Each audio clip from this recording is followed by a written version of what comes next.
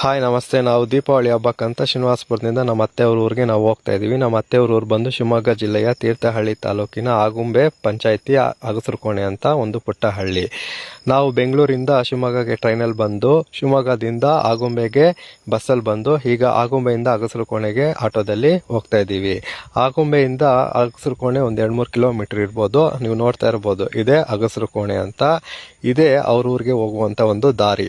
ಇದ್ರ ಪಕ್ಕದಲ್ಲೇ ಒಂದು ಪುಟ್ಟ ಬಸ್ ಸ್ಟಾಪ್ ಇದೆ. ಈ ಬಸ್ ಸ್ಟಾಪ್ ಯಾವ ರೀತಿಯಾಗಿದೆ ಅಂತ ಒಂದು ಕಾಮೆಂಟ್ ಮಾಡಿ. ಇದ್ರೊಳಗಡೆ ಒಂದು ಸ್ಲೋಗನ್ ಬರೆದಿದ್ದಾರೆ, ಕಾಡು ಬೆಳೆಸಿ ನಾಡು ಉಳಿಸಿ ಅಂತ. ಸ್ಲೋಗನ್ ತುಂಬಾ ಚೆನ್ನಾಗಿದೆಯಲ್ಲ. ಇದ್ರ ಪಕ್ಕದಲ್ಲಿ ಇವ್ರದೊಂದು ಹೋಟೆಲ್ ಇದೆ. ಇದು ಬಂದು ಆಗುಂಬೆ ಮತ್ತು ಶೃಂಗೇರಿಗೆ ಹೋಗುವ ಮೇನ್ ರೋಡ್ ಅಲ್ಲೇ ಬರುತ್ತೆ. ಹೋಟೆಲ್ ಹೆಸರು ಬಂದು ಬೃಂದಾವನ್ ಗಾರ್ಡನ್ ರೆಸ್ಟೋರೆಂಟ್ ಅಂತ. ಇಲ್ಲಿ ಹೋಮ್ ಸ್ಟೇ ಸಹ ಇದೆ, ಇಲ್ಲಿ ರೂಮ್ಸ್ ಸಹ ಇದೆ. ನೀವು ಏನಾದ್ರೂ ಈ ಕಡೆ ಬಂದಾಗ ತಪ್ಪದೆ ಇಲ್ಲಿ ವಿಸಿಟ್ ಮಾಡಿ.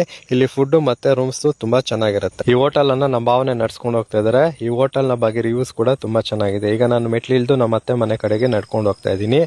ಆಗುಂಬೆ ನಮ್ಮ ಕರ್ನಾಟಕದಲ್ಲಿ ಅತಿ ಹೆಚ್ಚು ಮಳೆ ಬೀಳುವ ಪ್ರದೇಶವಾಗಿದೆ. ಇದನ್ನು ಭಾರತದ ಚಿರಾಪುಂಜಿ ಅಂತ ಕೂಡ ಕರೀತಾರೆ. ಈಗ ನಾವು ಮಳೆಗಾಲದಲ್ಲಿ ಬಂದಿರೋದ್ರಿಂದ ಎಲ್ಲ ನೋಡಿದ್ರು ಕೂಡ ಮಳೆ ಬಂದು ಯಾವ ರೀತಿಯಾಗಿ ಮಣ್ಣೆಲ್ಲ ಕೊಚ್ಕೊಂಡು ಹೋಗಿದೆ ಅಂತ ನೀವು ನೋಡ್ತಾ ಇರ್ಬೋದು. ನಮ್ಮ ಮಾವ ಹೇಳ್ತಾ ಇದ್ರು ಪ್ರತಿದಿನ ಇಲ್ಲಿ ಹೆಚ್ಚಾಗಿ ಮಳೆ ಬರುತ್ತಂತ. ನಾವು ಬಂದಾಗ ಇಲ್ಲಿ ಬಿಸಿಲೇನೋ ಜೋರಾಗಿತ್ತು. ಸಾಯಂಕಾಲ ಆದ್ರೆ ಮಳೆ ಜೋರಾಗಿ ಬರುತ್ತೆ ಅಂತ ಅವ್ರು ಹೇಳ್ತಾ ಇದ್ರು. ನೋಡೋಣ ಸಾಯಂಕಾಲ ಯಾವ ರೀತಿಯಾಗಿ ಮಳೆ ಬರುತ್ತೆ ಅಂತ. ಇಲ್ಲಿ ದೀಪಾವಳಿಯನ್ನ ನಾಳೆ ಆಚರಣೆ ಮಾಡ್ತಾ ಇದ್ದಾರೆ. ದೀಪಾವಳಿಯನ್ನ ಇಲ್ಲಿ ವಿಶೇಷ ರೀತಿಯಲ್ಲಿ ಆಚರಣೆ ಮಾಡ್ತಾರೆ. ಗೋಪೂಜೆ ಅಂತೆಲ್ಲ ಮಾಡ್ತಾರೆ. ನಾಳೆ ಯಾವ ರೀತಿಯಾಗಿ ದೀಪಾವಳಿ ಹಬ್ಬವನ್ನ ಆಚರಣೆ ಮಾಡ್ತಾರೆ ಅಂತ ನಾನು ಮುಂದಿನ ವ್ಲಾಗ್ ಅಲ್ಲಿ ಹೇಳ್ತೀನಿ. ಇದೇ ನನ್ನ ಹೆಂಡತಿಯ ತವ್ರ ಮನೆ ಹೇಗಿದೆ ಅಂತ ದಯವಿಟ್ಟು ಕಾಮೆಂಟ್ ಮಾಡಿ. ಮನೆ ಹಳೇದಾದ್ರೂ ತುಂಬಾ ಚೆನ್ನಾಗಿದೆ.